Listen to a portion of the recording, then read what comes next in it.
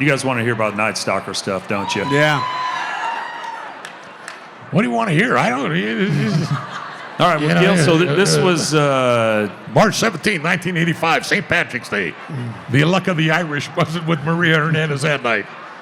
Or Dale Okazaki. keep going. Yeah, you're doing good. That started it. It was the first case, just up for murder, just like any other murder, routine, mundane murder. Go out there. This one was different. Dale Okazaki was roommates with Maria Hernandez. Maria Hernandez got home. She goes into her garage. She lived in a condo, so the door leads right into the inside.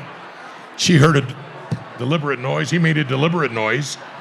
And I was speaking with someone earlier. There's a sexual deviation that says when someone points a gun at you, they're not always going to kill you.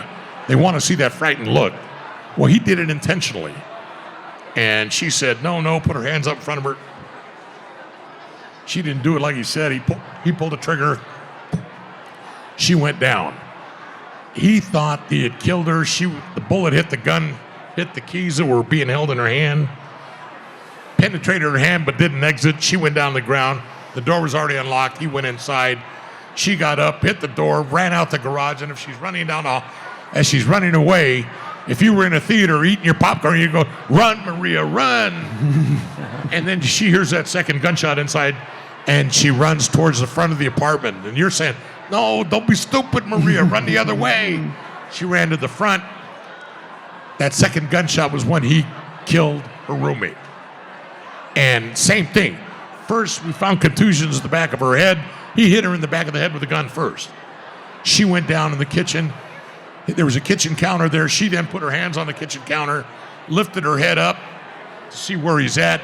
He was on the other side of the counter with a gun. As soon as her head came up, he popped her right in the head. Whew.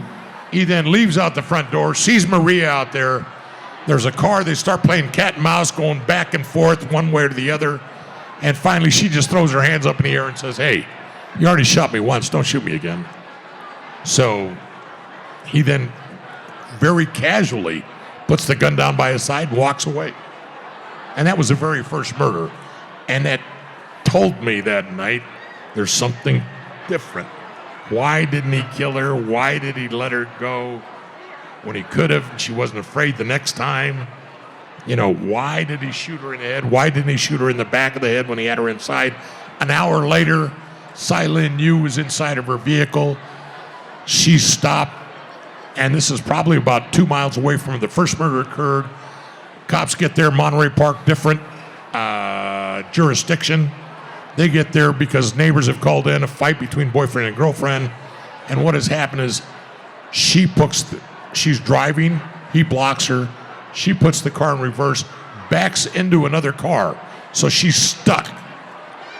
He then goes up, pulls her out of the side of the car, shoots her twice on the abdomen, and then leaves her in the street and goes. Why didn't he just shoot her when she was in the car? Mm-hmm. Why did he leave her? What was going on? And so that told me there's something different. And that led to the beginning of somebody there was an attempt kidnapping with kids. The kids did drawings. The drawing we did with Maria Hernandez, because she survived.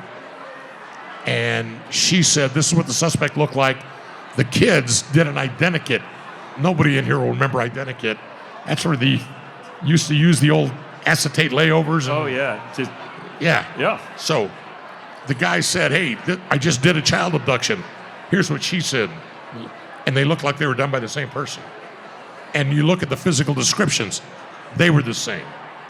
Maria Hernandez was a little closer to me because when I'm inside the apartment conducting the crime scene of Maria Hernandez, the deputy opens the front door and I'm silhouetted on the inside. So he says, "Hey, Gil, the mother of your victim at the hospital wants to talk to you." And I said, "Okay, just ask her, please, give me 2 more minutes. I'll be out there to talk to her." And then all of a sudden I hear, "Hey, Gilbert, is that you?" And nobody called me Gilbert. I'm cool. I'm Gil. And I said, yes, it is. And she says, it's me, Pauline. And I look. I said, Pumpkin, is that you? And she said, yes. Pumpkin lived 3 doors down from me when I grew up. My mother and father baptized Pumpkin's baby, who was Maria Hernandez. Really? And so it really brought things a little closer. Pumpkin got divorced and ended up marrying somebody else, and they moved away. I hadn't seen Maria since she was in diapers. And that was just the first night of the case, and then things just developed. Evidence came in, so much evidence. It was tough trying to sell old cops. How many people saw the documentary? A few. In the documentary, it stressed that I was pushing the theory, and I was saying it was one man doing it, and they all thought I was full of shit. And I was a young punk trying to make a name for myself. But I could see things that they didn't. And I was articulating what they were that were a sex crimes investigator would have had knowledge of. And I got my sex crimes investigator in the documentary. I identify Robert Morneau, who was a retired FBI agent who gave me the knowledge to work the case, made me a better instructor. Everything he did was through humor to get his point across. That's what started everything. And when you start looking at something like as simple as a shoe print of an Avia shoe, which we found, I can tell you without equivocation, on January 9th, 1985, 1,356 pair of Model 440 Avias arrived in New York from Taiwan for distribution throughout the U.S., of which 6 pair ended up in the state of California, 1 pair ended up in the city of Los Angeles. Wow. So we did a lot of work. Everything came together. It came together because of the work of a lot of assisting guys that were working the case. Citizens called up. Women, sometimes you can be so cruel. We had women calling in more of their ex-husbands as possible suspects. It was unbelievable, but it all came out to be good. The arrest was actually made August 31st of 1985. It was a whirlwind. My family moved back home. My wife and kids moved out August the 8th. They came back September 2nd. I was a hero then. I mean, I was a piece of shit while I was working the case.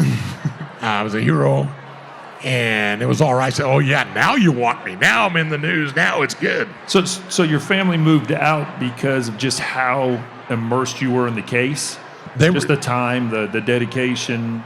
They moved out primarily because of fear. Once that documentary landed, after the documentary hit, I apologized to my wife because at that time I knew my job was to catch the killer.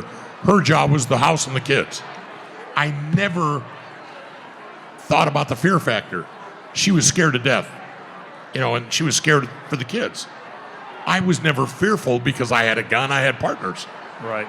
She was there alone, so she moved most of the time either with her parents or at my mom's house where there were numbers involved. But on August the 8th, she just said, forget it. Packed some shit, and she left. She said, I ain't coming back till it's over. And she was afraid. I was working 16, 18 hours a day, 7 days a week.